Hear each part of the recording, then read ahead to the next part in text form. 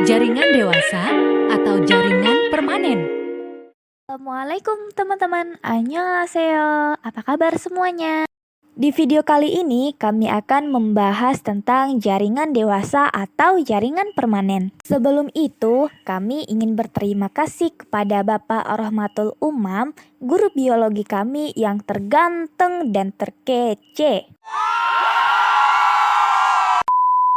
Sebelum kami mulai, kami akan memperkenalkan diri kami terlebih dahulu.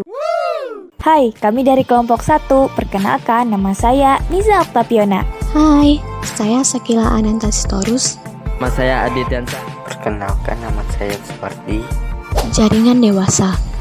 Jaringan permanen atau dewasa merupakan kelompok sel tumbuhan yang berasal dari pembelahan sel-sel meristem dan telah mengalami pengubahan bentuk yang disesuaikan dengan fungsinya atau diferensiasi. What this? Diferensiasi. Diferensiasi adalah proses perubahan jaringan meristem menjadi jaringan lain. Diferensiasi ini menyebabkan adanya perubahan pada struktur, fungsi, sifat, dan ukuran sel-sel yang menyusunnya.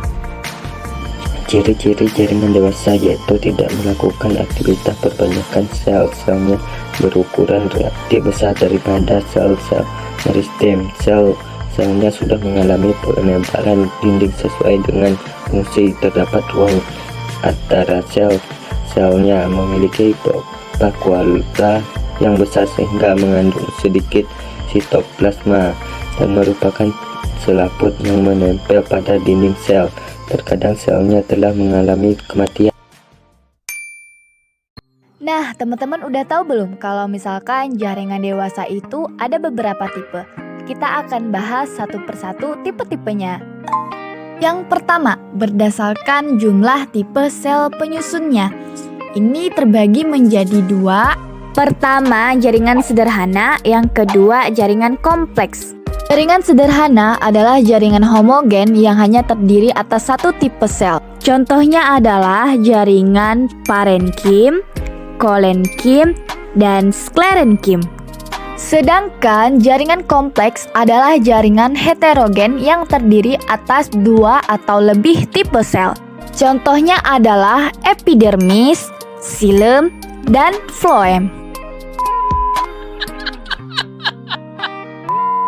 Oke, next tipe nih. Berdasarkan asal meristemnya, jaringan dewasa dibedakan menjadi dua, yaitu jaringan primer dan jaringan sekunder. Jaringan primer adalah jaringan yang dibentuk oleh sel-sel yang berasal dari meristem primer. Contohnya adalah jaringan parenkim dan jaringan epidermis.